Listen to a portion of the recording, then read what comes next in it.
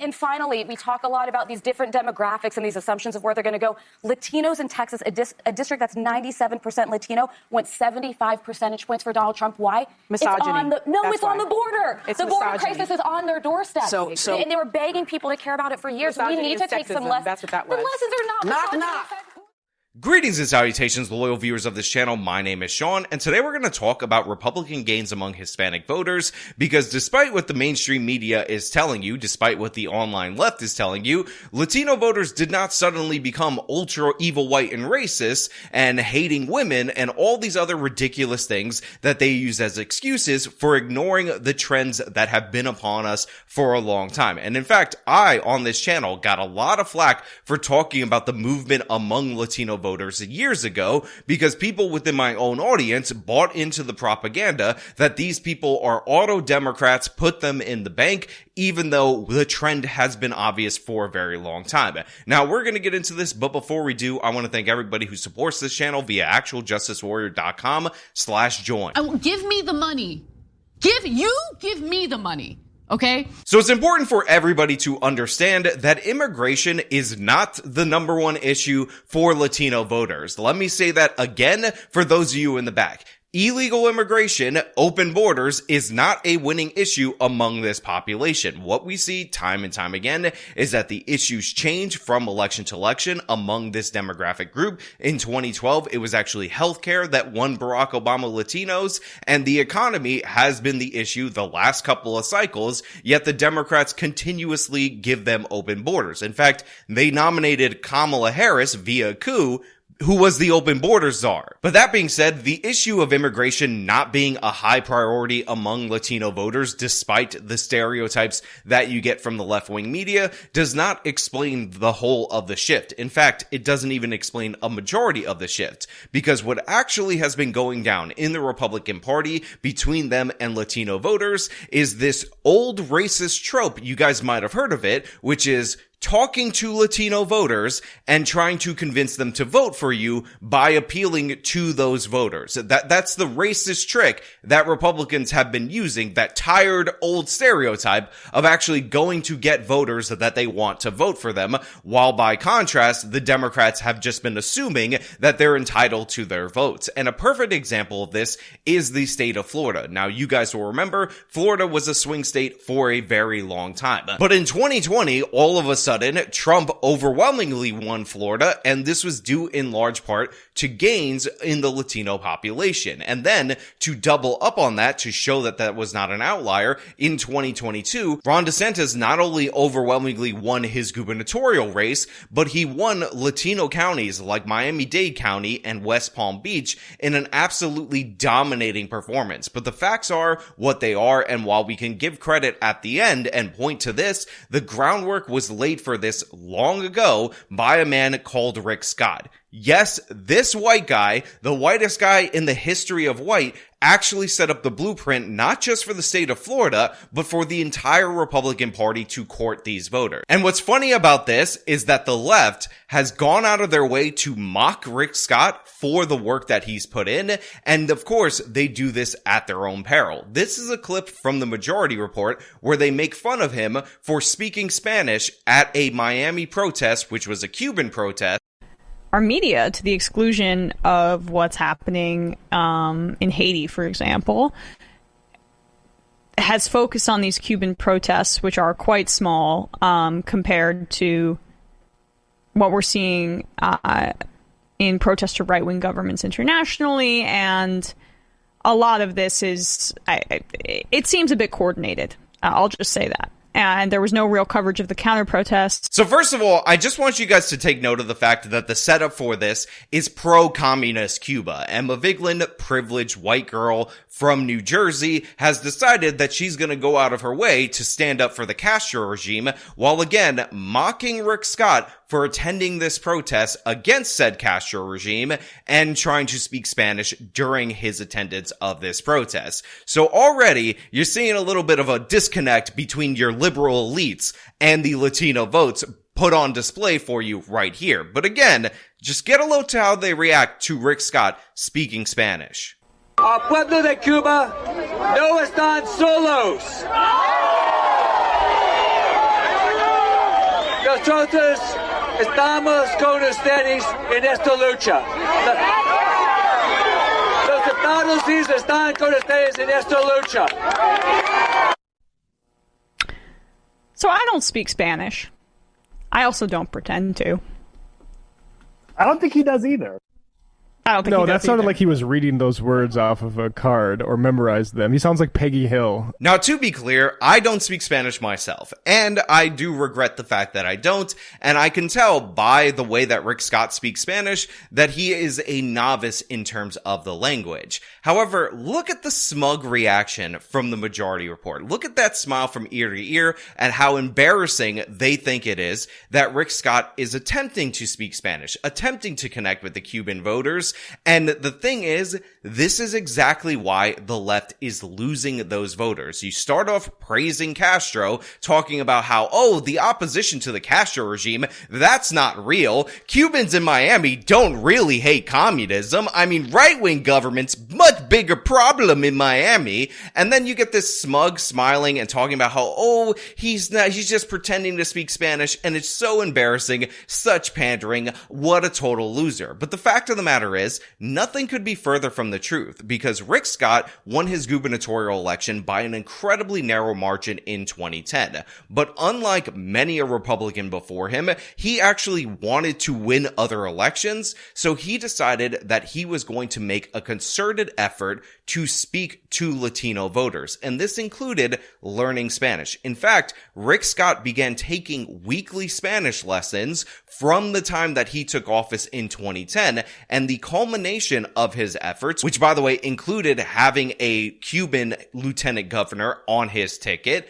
was the victories that we saw for DeSantis and ultimately for Donald Trump in the state of Florida. Let me get into the details of this because Politico actually has a great article breaking this down from back in 2018. Rick Scott has spent years courting Hispanics as if his political career depended on it. He took Spanish lessons while serving as Florida's Republican governor, reached out to the Democratic-leaning Puerto Ricans by visiting their island after Hurricane Maria, not once but 8 times. He chose a Cuban American lieutenant governor and showed up in Cuban strongholds like Hialeah so often that locals joked that El Gubernador must be one of them. So from the moment that Rick Scott won the gubernatorial election in 2010, he committed himself to continuing the work to build a coalition of Latino voters. And unlike other Republicans who just talked to Cuban voters, who even though they voted at the time majority Democrat, were the most right-leaning of Hispanic voters, he decided that he was going to try to make inroads with the highly left-leaning Puerto Rican demographic in the state of Florida. And by the way, that actually paid dividends because while Democrats were talking about that roast comedians jokes at MSG, Rick Scott and the groundwork that he laid that was repeated by Ron DeSantis ultimately ended up securing the largely Puerto Rican Osceola County for Donald Trump, which is another county flip among Latinos that is in the pocket of the evil orange man. Scott also displayed solidarity with Venezuelan exiles at El Arepazo, a restaurant in Doral, not once, but 6 separate times. Quote, the first time that we went to the restaurant, I had never met the owner, says Scott's Hispanic communications director, Jamie Flores. We went back so many times, I swear to God, he's now one of my best friends. It turned out that Scott's political career did depend on his diligent courtship of Latino voters because on election day, they extended it. Despite the national Democratic wave, Scott unseated Senator Bill Nelson by 10,033 votes, and a key factor was his pursuit of Hispanic voters, neglected by his Democratic opponent. The Hispanic vote was also critical for his successor governor, Ron DeSantis, who also chose a Cuban American running mate, Jeanette Nunez, and also squeaked out a narrow victory in his case over Democrat Andrew Gillum. Democrats have a clear Hispanic problem in America's largest swing state, and that could help President Donald Trump win a second term in 2020. Now look, we know what the result was in 2020 for Trump nationally, but we also know how Florida was no longer a swing state at that point in time, and how Ron DeSantis continued the efforts among Latinos. And by the way, he was aided by the Democrats in their crazy restrictive lockdown policies. Now, in 2022, Ron DeSantis, who picked up the baton from his predecessor, Rick Scott, ended up winning Latino votes by a margin of 57%. And there's a number of reasons for that I'd like to get into. And by the way, among that was major gains, not just among Cubans, but among Puerto Ricans. Again, while the Democrats are offering them open borders, despite the fact that they're natural-born citizens of the United States of America, Ron DeSantis did the work. He spoke to these people much in the same way that Governor, now Senator, Rick Scott did while he was in office. And by the way, this was something that was surprising to the mainstream media, but it wasn't a surprise to the on-the-ground Latino voter mobilization group, Mi Vecino, who said that they predicted Ron DeSantis would win Miami-Dade County. Quote, "We've been on the ground in Miami every single day for 11 months, and all the signs were there. This is the GOP's 10-year strategy coming to fruition." Again, this is a reference to guess who? Rick Scott.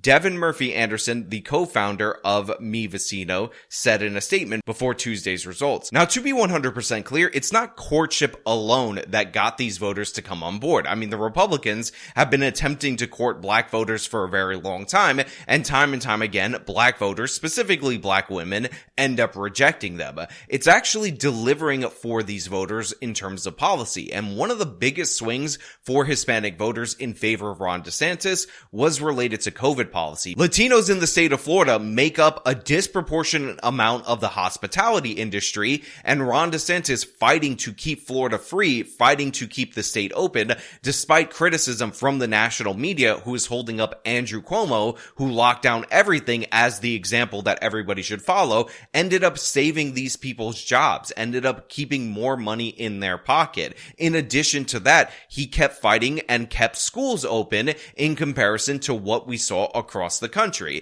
When he did that, guess what? Those kids did not fall behind in the ways that they did in New York and California and everywhere else, where they ignored the science, followed what was politically expedient and what would get them good national media coverage, and kept the schools closed. So Latino parents that relied on the schools in order to get their kids to learn English, guess what? They benefited overwhelmingly from Ron DeSantis. In addition to that, Ron DeSantis and Rick Scott made it absolutely clear where they stood on socialism, while the Democrats would play footsie with the far left of their own party. And that is a big turnoff for the Venezuelans and the Cuban population. And by the way, they were warned of this over and over and over again. The Republicans have been actively registering Hispanic voters for the past couple of years, and the numbers of registered Latino voters have gone up from 640,000 in 2020 to 697,000 in 2022. That's an increase of about 58,000. Meanwhile, the number of Democratic registered Latino voters has actually dropped by 40,000. So there's a significant number of Latinos that are switching from Democrats to Republicans. And when you ask people why they're changing their registration, they say over and over again that the Democrats are veering too far to the left, according to Evelyn Perez, who is a Democratic strategist. She said that in a state where Hispanic voters are more moderate, Democrats need to be careful using the word progressive, which equates to socialist to some Latinos born in Latin America. Images of raised fists are emblematic of left-wing politicians and movements throughout the history of their countries of Latin America. So what we're seeing in terms of left-wing voters is not them becoming suddenly white supremacist misogynists. We're seeing a party, the Republican Party, going out of their way to reach out to them, going out of their way to recruit them,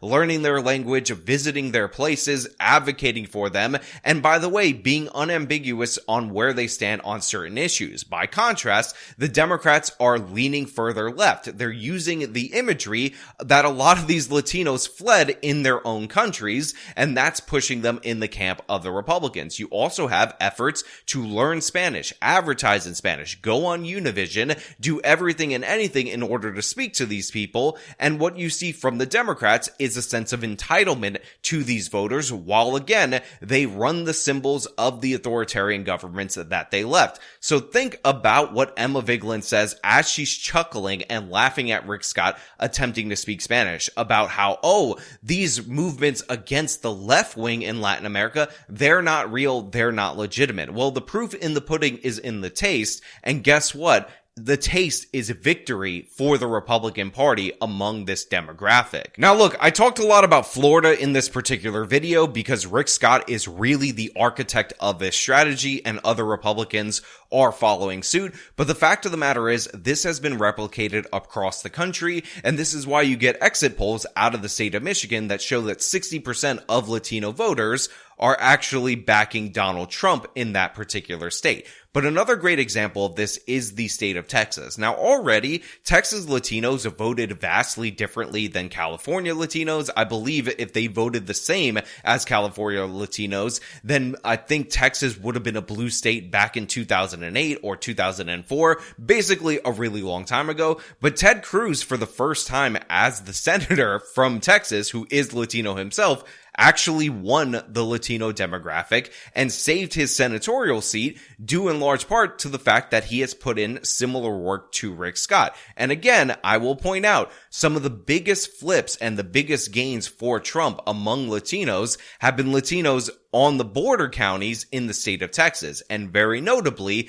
there is the county that is known as Starr County that went overwhelmingly for Hillary Clinton. I believe it went 60 points for Hillary Clinton, and then it went about 20 points for Joe Biden. Well, Donald Trump just won it 60-40 or 58-32, which is a 16-point victory. So that represents a nearly 80-point shift in Starr County. And the reason we're talking about Starr County is because that is the most Latino county in the entire country. 97.6% of the demographics of this county are Hispanic, are Latino, largely descended from Mexico, right on the border of Mexico. And guess what? They're sick of illegal immigration. They're sick of Kamala Harris being the border czar and allowing these people to flood to the nation. Now, obviously, this is a small county, but the fact is, they're also one of those small counties that are being overrun by illegal migrants. And we've seen gains across these Latin or majority Latin or significant population Latin counties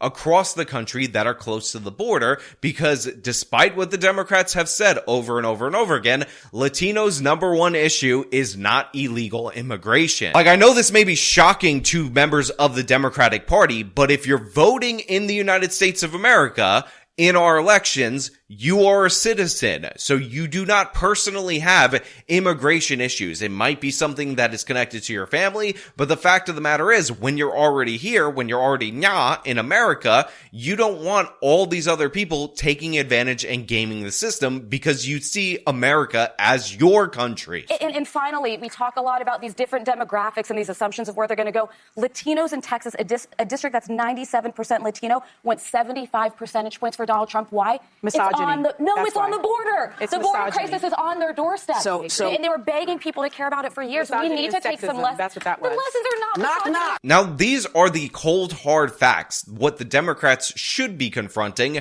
rather than labeling Latinos racist, bigot, homophobes like they do to every other demographic that doesn't comply with their whims. But guess what? The Republican Party is going to stay the course. They're going to continue pushing this agenda. They're going to continue recruiting Latino voters. And maybe in 2028, but probably in 2032, we will talk about the Republican Party not just gaining among Latino voters, but potentially winning them nationwide, which will have reverberations across this country that are going to be devastating for the left wing. Now, look, I'd like to close with an anecdote so maybe you can understand how significant this is. I actually have done many live events where I've met people in my own audience, and I've been run into or bumped into on the street by people who watch my content, and for whatever reason, disproportionately, Latinos are the consumers of the videos that I watch. In fact, in my recent live event where I debated Joshua Eagle on whether or not libertarians should vote for Kamala Harris,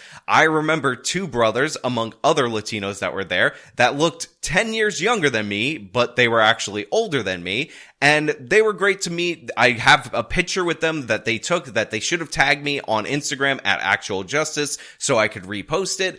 and they never brought up immigration. And almost none of the Latinos that I've ever met, that I've ever discussed, bring up this issue. In fact, we don't even talk about that issue all that much on this channel. They very often talk about issues of crime, places that they notice that have been popping off, and sometimes they'll ask me to highlight certain areas and what they're seeing because something in my videos is exactly what's going on in their community. And this shouldn't be surprising to you, and it's not surprising to me. I'm half Puerto Rican myself. I know what the people in my Puerto Rican side of the family are concerned with. I know what my friends who are Latino are concerned with. And guess what? It's issues like that. Crime in terms of the local level. Again, economy in terms of the national level, just like most people in the United States of America. But very few times do these people actually bring up issues related to immigration. And when that issue does come up, more often than not, they want stricter enforcement. So yeah, this is what we're seeing repeatedly within the community, within the data, what works in terms of politicians when they go out to recruit them. But the Democrats are choosing to ignore it. They're choosing to label these people evil white racists, try and guilt them. And honestly, they're just not having it. So yeah, continue to lose this demographic while pretending you're entitled to it. I thank you for that. But you know what? Those are just my thoughts. I want to know what you guys think down in the comments below. If you like this video, show them by leaving a like, subscribe for more content, follow me on my social media, support me via the support links in the description of this video. This has been me talking about how Latino voters have flipped Republican. Till next time.